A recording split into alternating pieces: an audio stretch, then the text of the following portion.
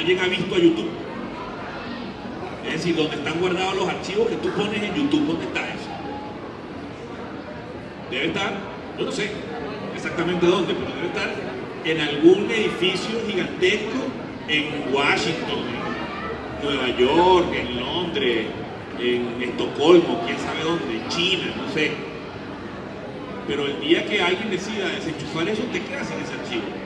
Es decir, tampoco es un lugar seguro, confiable, perdurable, que esos materiales estén allá. Entonces, ese es un primer problema. Es un primer asunto que hay que salvar cuando quieres recuperar archivo, utilizar archivo para... ¿Cuál es el tema del archivo? Nosotros hicimos esas películas del Caracazo, por ejemplo, con una cantidad específica de material de archivo que fue la que logramos conseguir y que nosotros hoy en día conservamos, ordenado, bajo riesgo, porque está en 2 discos duros. Los discos duros tienen esto que llaman obsolescencia programada, es decir, un buen día los enchufamos y nos prenden. Entonces tenemos que estar en una tarea frágil de moverlo de vez en cuando de un disco duro para otro, para que la vaina quede por aquí, se lo damos a alguien que sabemos que lo va a guardar, ¿no? Pero eso va generando también cierta dispersión. Entonces, el tema con el archivo es que, bueno, nosotros usamos ese material, pero si tú que estás aquí en esta conferencia y haces documentales y quieres hacer una película sobre el Caracazo, va a ser una nueva película sobre el Caracazo, que no es la que hice yo.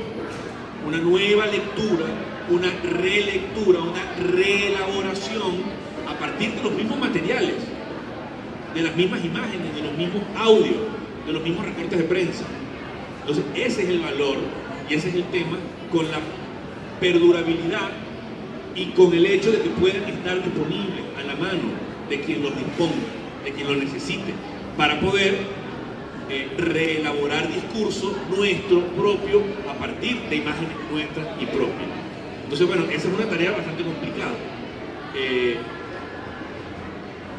A nosotros nos ocurrió una tragedia en estos términos, una tragedia electrónica, por decirlo de algún modo. Nosotros estuvimos documentando durante todos los días posteriores al fallecimiento del comandante Chávez. Estuvimos en la calle como con 4 cámaras simultáneas, cada uno de nosotros por ahí, documentando todo lo que podíamos. Movilizaciones en la calle, la capilla ardiente, procesiones, la disposición del féretro cuando pasó por aquí, cuando pasó por allá, los desfiles, testimonios de la gente en la calle, ¿no? Y bueno, una porción muy importante de todo ese material se murió con un disco duro. Se murió con un disco duro y bueno, así fue, pues. Tenemos que asumir eso. Por suerte, con ese material en caliente nosotros editamos mucho y eso quedó en internet, editado. El bruto ya no está, pero al menos algunas de esas cosas quedaron. Pero entonces ese es uno de los temas, ¿no? Ahora bien, la otra fuente, ¿cuál es? Venezolana de Televisión, en este caso, y es el canal público. Bueno, ahí ya el Guido les contó que el material estaba simplemente bajo el agua. Material histórico de los años 80, de los años 90, del proceso de privatización de las empresas nacionales, de las empresas estatales venezolanas, bueno, campañas electorales, bueno, mucho material de archivo, bueno, ahí estaba perdiéndose. Hoy en día se ha ido recuperando un poco, pero sigue estando ahí y frágil, pero no está disponible. Intente cualquiera de ustedes ir a Venezolana de Televisión a decirle que quieren usar las imágenes del Caracazo que ellos quieren, a ver qué les va a pasar. Hagan la prueba. Es decir, aunque es público, no es accesible. Tienes que pasar por una cantidad de procesos y de filtros para poder acceder a ese material. Ni qué decir del que tienen, porque lo tienen, incluso mejor conservado que el público, el que tienen los canales privados de televisión, que incluso, como eso está detrás de las puertas de un edificio privado, y en tanto privado inviolable, etcétera, al que no puedes ni acceder, un buen día ellos pueden decidir que borran algo que no les conviene y lo borran, porque no está bajo el resguardo de nadie. E intenten pedirle a Venezolana de Televisión, perdón, a Venevisión, el Miss Mundo del año 84, a ver si se los van a dar. No se los van a dar. Y si nos vamos a la otra fuente de archivo ya en película cinematográfico, que es Bolívar Films, les van a cobrar miles de bolívares solo por verlo. El segundo, o sea, cuesta miles de bolívares un segundo de visualización. Y si lo quieren copiar, cuestan muchos miles más. Ángel Palacio, para una película que estaba realizando sobre los desaparecidos y la represión en los años 70, le salió más barato recrearlo en ficción, algunas escenas del 23 de enero, mover carros viejos, vestuario, un poco de gente caminando por las calles, marchas, allá en las torres, en las calles del silencio. Le salió más barato eso que pagarle a Bolívar Films los minutos que necesitaba de ese material. Entonces, ¿es nuestro ese archivo a pesar de que es nuestro? No.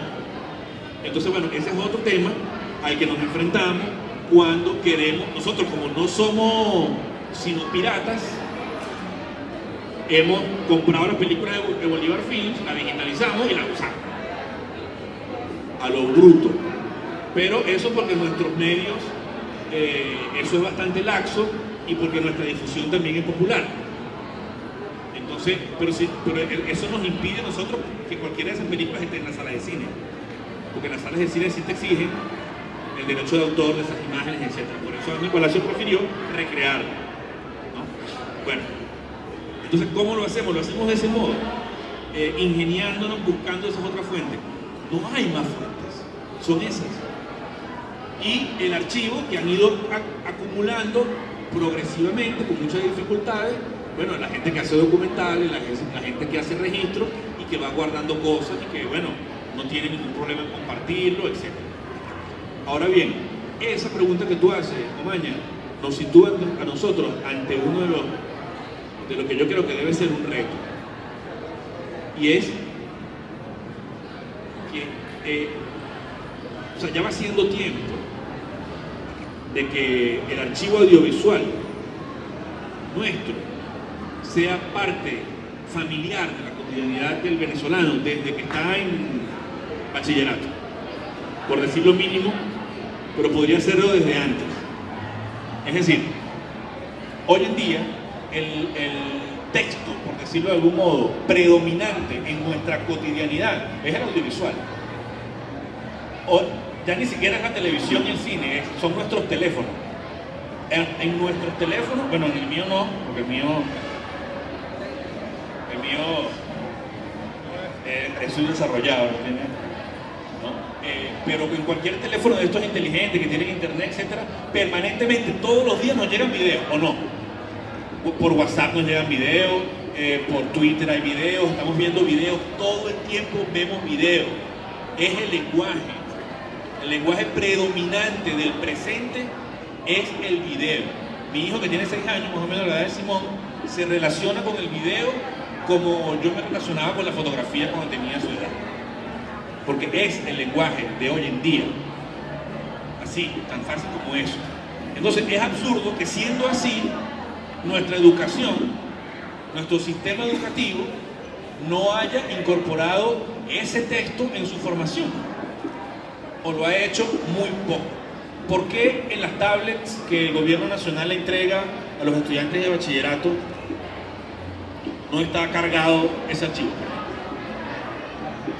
O una muestra importante, representativa, de ciertos acontecimientos históricos, al menos los que están vinculados con el pensum de estudio de los muchachos, podría estar allí, de modo que el muchacho, la muchacha crezcan y ese material, aquel tipo que heroicamente cargaba una pierna de res por la avenida Baral después de haber saqueado una carnicería, como una expresión contundente del hambre del pueblo venezolano en esa época, debe ser tan familiar para nosotros como una postal del Ávila. Y entonces esa, digo yo, es una tarea pendiente en el esfuerzo por difundir, por hacer hegemónico esa memoria viva que nosotros como pueblo tenemos allí en el audiovisual, además de que es una manera también de preservarlo. Es decir, si tú sacas ese archivo de donde está y lo multiplicas y lo difundes y lo pones en las tablets y lo pones en las canaimitas y en las escuelas hay una videoteca con el archivo audiovisual venezolano en todas las 7.000 no sé cuántas escuelas que hay en Venezuela, bueno, no es tan difícil. El asunto es que no ha habido una voluntad política para eso. No se ha planteado, el Ministerio de Cultura no se lo ha planteado, el Ministerio de Educación no se lo ha planteado. Entonces, como no es así, como eso no existe, bueno, uno hace su pequeño trabajo, que es la pregunta concreta que tú haces. ¿Qué hacemos con ese material? Lo tenemos guardado en una parte, por un lado, y por otro lo difundimos fundamentalmente por internet, ¿no? Ahí, en el blog de la célula, por ejemplo, se van a encontrar con todo ese archivo que nosotros hemos ido procesando, elaborando, releyendo, reelaborando en nuestros videos, en nuestras películas.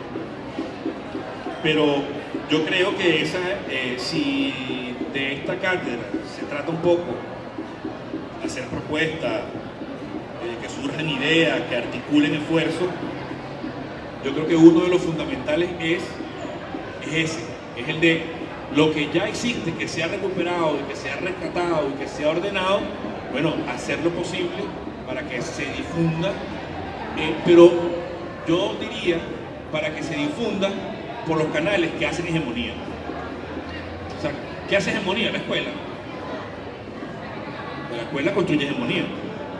La universidad construye hegemonía, ¿no? Entonces, bueno, esa sería como una tarea pendiente. Ahora, yo no quería que mi intervención ocurriera sin hacer mención a otro tema, porque hasta ahora hemos estado hablando del pasado, pero resulta que la construcción de memoria y la construcción de identidad y la generación de material de archivo es cotidiana, es permanente. Si esta conferencia no se está grabando, no estamos generando un archivo de esto que pasó aquí hoy, que bueno, puede tener su importancia, pero cotidianamente estamos generando ese archivo, lo que será el archivo histórico dentro de 5 años o 10 años. Y ya tenemos, fíjense la vertiginosidad de lo que viene ocurriendo en Venezuela, por ejemplo, en los últimos años. Materiales tan recientes como los del 2002, el golpe de Estado contra el comandante Chávez en el 2002, ya esos archivos históricos, y acaba de ocurrir. Bueno, ¿qué hubiera pasado si esas imágenes no se hubieran conservado, si esas imágenes no se hubieran recopilado, si no hubiera existido Lilian Blaser, si no hubiera existido los canales de televisión, si no hubiera existido en el Palacio, que hicieron las películas, que ordenaron ese material y que lo clasificaron y que lo publicaron y que lo reelaboraron? Nos habríamos ya olvidado de lo que pasó en abril de 2002. Estamos permanentemente produciendo ese material de archivo, pero no tenemos una política, ni un proyecto, ni una idea para ir a su vez resguardando, ordenando, protegiendo ese material que estamos generando cotidianamente en el presente. En Venezuela hay más o menos 65, 67 televisoras comunitarias que están en todas las comunidades donde ellas existen grabando procesos sociales, asambleas, reuniones, eventos deportivos, actividades culturales, teatrales, religiosas, marchas populares, entrevistas a personalidades, y eso se está guardando, me pregunto yo. Eso se está archivando. En alguna parte podremos contar, los investigadores del futuro, los estudiantes del futuro, los venezolanos, las venezolanas del futuro, con un archivo donde puedan palpar de cerca en imágenes lo que han sido estos años de construcción del país, estos años de lucha, estos años de revolución, de incluso ataques y errores y lo que haya sido, ¿no? Mira, no hay un ministerio, no hay una oficina de institución venezolana que no tenga una oficina de prensa con al menos un fotógrafo que va y toma fotos de cuánto acto, de cuánta vaina se hace. que se le entregó la casa a no sé quién, que se entregó el crédito a no sé cuál, que el ministro fue para no sé dónde, que la gente, todo eso está, ay, pero eso se está clasificando, eso se está ordenando, eso se está archivando, ¿no? Todo lo que están produciendo los medios alternativos, periódicos, fotografía, esténciles, afiches, calcomanía, en video, en radio, en fotografía, en todos los formatos, que eso ahora ya no es patrimonio exclusivo de unas élites como era antes. Ese archivo que nosotros hoy rescatamos de los 80, de los 70, de los 90 y que hoy vemos, lo hicieron 2 o 3. Fueron unas élites los que lo hicieron, los canales de televisión de la época, 2 o 3 o 4 documentalistas como Lilian Blaset que andaban por ahí grabando. Hoy en día eso se masificó, se democratizó gracias a que se democratizaron los medios para eso, se crearon los medios alternativos, se movilizó el país en ese sentido.